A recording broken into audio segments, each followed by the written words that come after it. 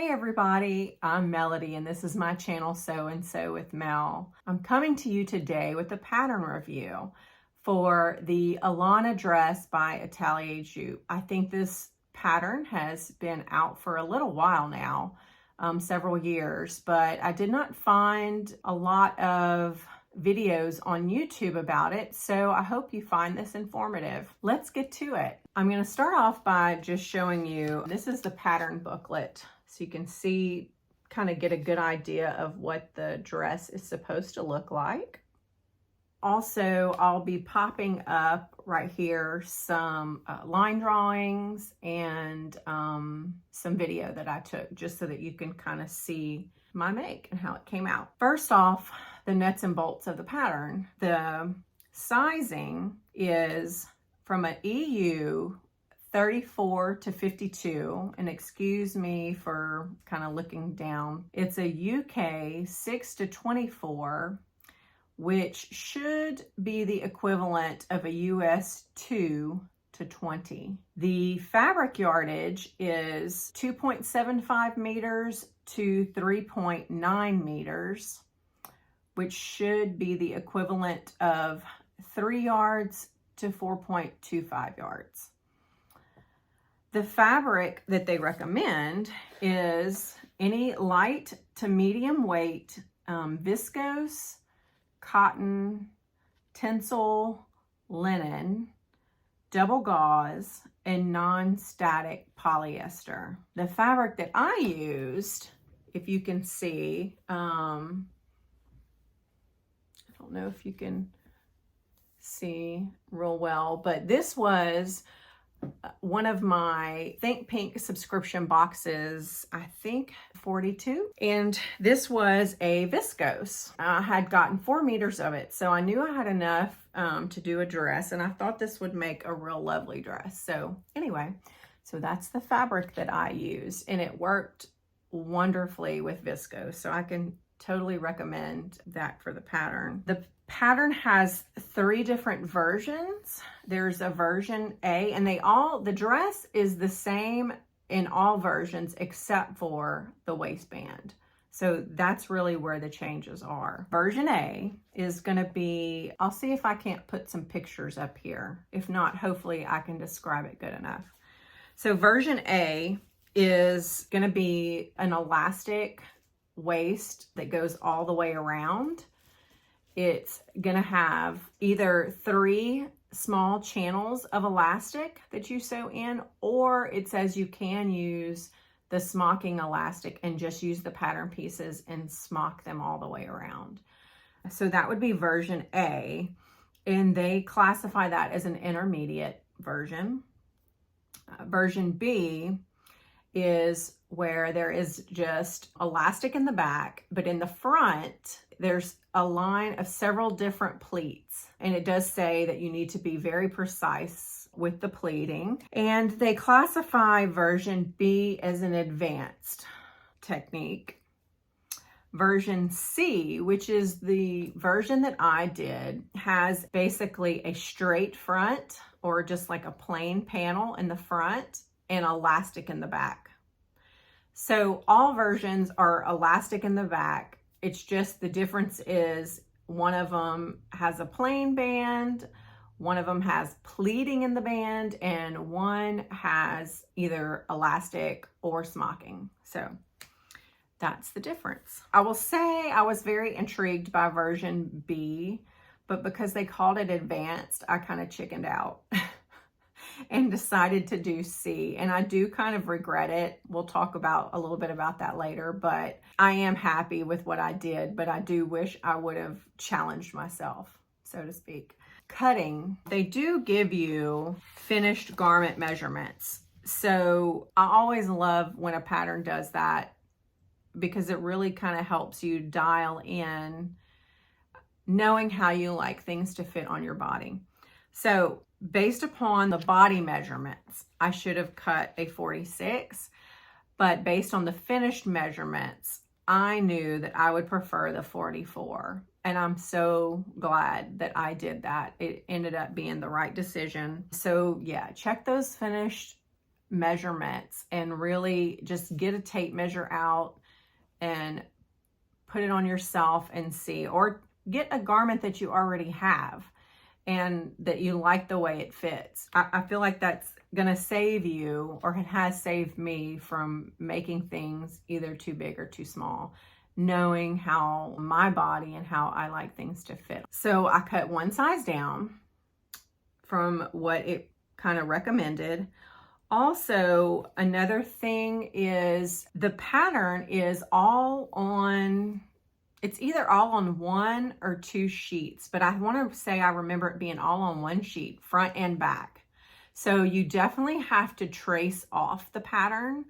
So that's something to keep in mind if you're a person that absolutely does not want to trace. That would be a consideration. So I did have to trace off the pattern, and because it's all kind of overlapping on each other, that took a little bit longer than normally it would take me to do that. As far as the pattern, the only adjustment I actually made when cutting out or preparing the pattern was I did add an inch to the bodice. I am kind of long-waisted, I guess that's what you would say. So I generally do tend to need to add length to the bodice of most patterns, but I'm always very careful to kind of measure. And I don't know if you can see, but I'll kind of stand up and show. And I think, that was the right call. Without that inch, this would have been kind of like up here, more of a empire waist, and that's not really the look I wanted. I wanted a little bit of blousing here, and I think that that's kind of what it gave me.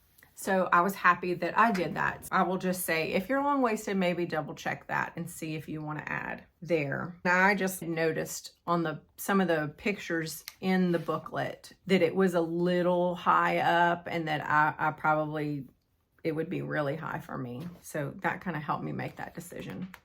Construction. So the instructions in the book are very good. I had no issues at all following the pattern instructions. In fact, that's one of the reasons why I regret not doing the advanced pattern with the pleating for the waistband, because their instructions were so good. I should not have been scared to do it at all. But hey, I guess that just means maybe I will try making this pattern again. The only thing I would say that I do wish I would have done differently in the construction is, I noticed when I was going to do the banding on the sleeve, this right here, how voluminous this was. And I think from looking at the pattern that this sleeve, let me stand up so maybe you can see a little bit better. I'll back up. This sleeve, I think, is supposed to be more like a 3/4 sleeve. I'm sorry if you can't see it real good. I'm gonna try to stand on my tiptoes. But I have short arms, so I am only 5'2", I will say that. So everything on me is short except for my torso. But I was wanting this to be a long sleeve dress, so that's why I didn't change the length of the sleeves in the pattern, because I did want them to come down to my wrist, and I had measured and knew that they would do that. But what I didn't think to measure was this opening. And I know it's kind of hard to see. When I was going to do the binding on the sleeve, I thought, oh goodness, that looks really large and it's just gonna swamp my wrist. But I hadn't made any other adjustments, and I was worried about having too much gathering in here if I were to take off from the binding. So I just took off a 1/2 inch from the binding. You can see I have lots of gathers, but in hindsight, I think I could certainly take off at least another 1/2 inch, if not a little more. But I feel like maybe I would have to adjust the volume in the sleeve as well. It doesn't bother me, really. And when I'm, standing like this, I think it's fine. It's just kind of like when I see this, when I lift my arm up and I can kind of see all this open. like I said, I did want the sleeve to be long, and I just think because this is supposed to be 3/4, you're supposed to be able to, you know, have it move and not be constricting at all. So that's probably why there is such a large opening right there. And since I'm wearing it down here, it just makes it that much more noticeable how large it is. So anyway, I would just say to kind of watch out for that. The only other thing I did differently was the hem. I think the instructions called for turning up 1/4 inch and then turning it over again and sewing the hem. But I didn't want to see a stitching line, so I wanted to do more of a blind hem. And that's what I did. I turned up 2 inches, did a blind hem. That came out exactly the way I wanted to. The other thing is, when I mentioned that the waistband part, I think I would have liked to have done the pleating because this is such a busy pattern. It's kind of hard to see any waist definition, and I am just naturally more straight, you know, not very curvy or anything. So I feel like maybe the pleating would have given it a little bit more of a definition between just a little breakup in the busyness of the pattern, maybe. I don't know. I need to kind of experiment a little bit with the styling. I thought perhaps, you know, maybe like a belt over here. I did want to wear this as kind of something in the winter. So I was thinking, you know, boot tights and boots. And so maybe, you know, a coordinating belt or something would work. The other thing, the few videos that I did find, people kind of mentioned altering the neckline. I found the neckline was fine on me, and maybe that's just because I'm kind of long-waisted and everything. I don't find that it's too revealing. But yeah, that's the other thing I would tell you to pay attention to for the pattern, if a neckline that maybe comes this deep would bother you or not. So let me know any comments or questions about the pattern. I'm just really thrilled with it. It feels great. I hope you enjoyed this pattern review. If you like this content, then give me a thumbs up or hit the like button, whatever you want to call it, and consider subscribing. It will greatly help my channel and help other people to find my channel. And lastly, if you've noticed or read the description for my channel at all, it's called Sew and Sew with Mel because my other hobby is gardening.